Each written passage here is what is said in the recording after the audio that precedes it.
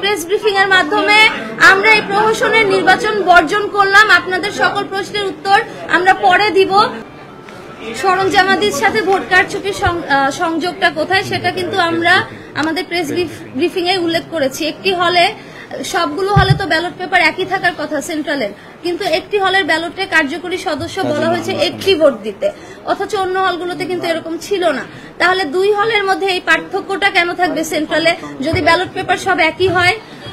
যে হলে 299 ভোটার সে হলে কেন 400 ব্যালট ঢুকবে?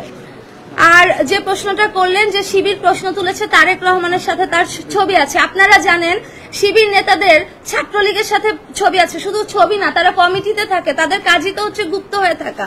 আমরা তাদের ফেসবুক আইডিটা আইডেন্টিফাই করেছি এবং যে তার যে প্রেসটা আছে HR সফট বিডি আমরা খোঁজ নিয়ে দেখেছি এটা জামাত নেতার সাথে অ্যাফিলিয়েটেড।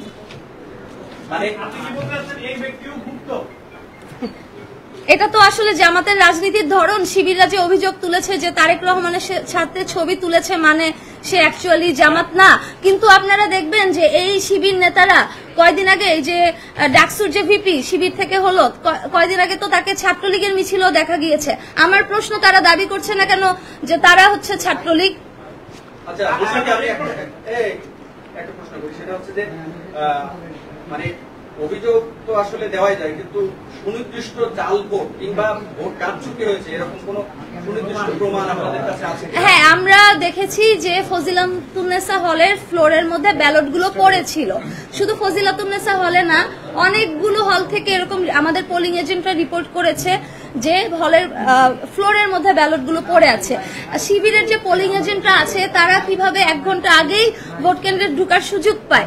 আমাদের যে পোলিং এজেন্টরা আছে সব পোলিং এজেন্টরা পৌঁছানোর আগেই অনেক হলে ভোট গ্রহণ শুরু হয়ে গিয়েছে। এটা তো স্পষ্ট যে এখানে কারচুপি করা হয়েছে।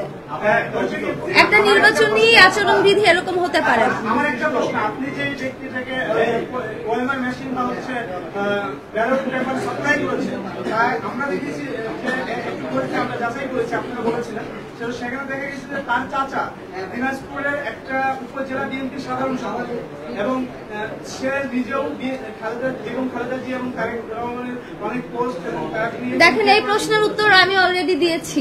তার চাচা বিএনপির সাধারণ, ঠিক আছে, কিন্তু তিনি জামাতি, তিনি জামাতের নেতা, এটা হচ্ছে আমাদের ইস্যু। আপনারা জানেন যে তাদের কোনো পদ, আপনারা যে শিবিরের যে আমাদের শুধু আমাদের প্যানেলটাতে কি দেখেন, জিজ্ঞেস করেন যে তাদের প্যানেলে তাদের হচ্ছে কমিটিতে কি পোস্টে আছে, তাহলে আপনারা এর উত্তর পেয়ে যাবেন। শিবিরের অভিযোগ যে আপনারা বিভিন্ন হলে হলে গিয়ে মত তৈরি করেছেন, বিশেষ করে তারপরে এর পাশে আরো একটি হলে, এই অভিযোগের বিষয়ে আপনারা সচেতন আছেন তাজউদ্দিন হলে?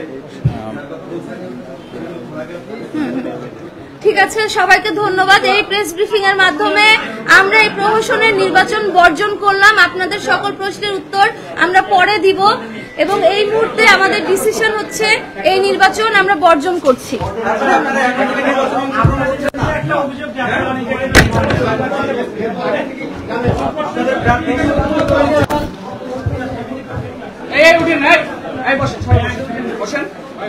সবাই বসেন। ঠিক আছে।